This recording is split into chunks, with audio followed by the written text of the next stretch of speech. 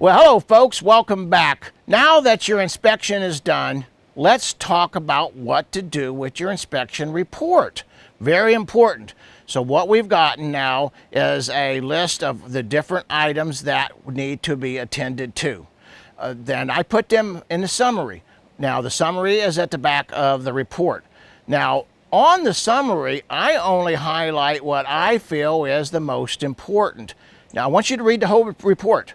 All of my issues are always in bold print, deep dark red, highlighted larger font, so as that you can kind of speed read it, because there's a ton of information in there that has nothing to do with the problem of your home, but it tells you about, like, do you have a gas furnace, do you have different kind of components, so as it's kind of like an encyclopedia of your home.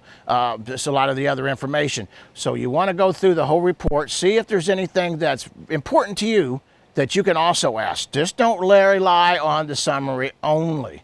Okay, now that we got this all read and you're doing your final walkthrough, you've asked for these things to be done. You show up on your final walkthrough, what do you do? Okay, you got your report in your hand. You got pictures of what the house looked like when you had the inspection done. Walk around the property. See if anything's changed since you've had your inspection done. For instance, a storm maybe went through, tore off part of the shingles or something, I mean, heaven forbid, but it does happen. So you want to make sure nothing's changed. Then if you go inside the house with your report, or maybe you're outside and you're still inspecting some things that you wanted to be done on the report, inspect them, make sure they're done right. Make sure you're comfortable with the workmanship that has been done. Then I want you to go inside the home. I want you to do the same thing. I want you to see everything that you've asked for to be done. Make sure it's done right. I want you to also, big item here, make sure you go through and turn all your waters on again. Remember, we did that during the initial inspection, but why do you want to do it again? Well, if the house is occupied or if somebody's been in the home, they might have accidentally bumped a water line. Heaven forbid, but that happens. It happens all the time. And so you want to make sure there's no leaks. Usually it's a minor thing, but nothing's more discouraging is to get in there and find out you got a water leak after you've got everything unpacked and underneath the cabinets.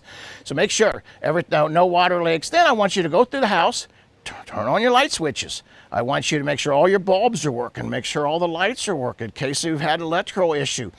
We've seen this with different kinds of wiring where it was just fine when we did the inspection, but something's happened after the fact, and you want to make sure it's 100% where it was when we had it inspected. If you have any questions, you always can give us a call. I also want you to check all your switches, make sure that some of the switches that you're going to have in your home, you're not going to really quite know, especially on the bigger homes. Like this home right here, there's a lot of switches that are doing a lot of things, and you want to know what they are.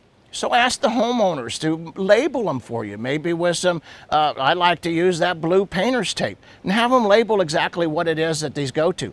A lot of times what we do on homes, as I'm a builder, we pre-wire, so maybe they don't do anything. Maybe they're pre-wired for the future, so that you want to know. You don't want to think, oh my stars, this is not working. I got an electrical problem, when it just never had been completed because it was being wired for the future. These are outstanding, great things to do. Last thing, you moved in your home. Get your locks changed. Make sure that you're the only ones. Get your codes changed on your garage door. Now, enjoy your home. Have any questions? Give me a call. You need tradesmen in the future or anybody to help you? I want you to feel free to give me a call.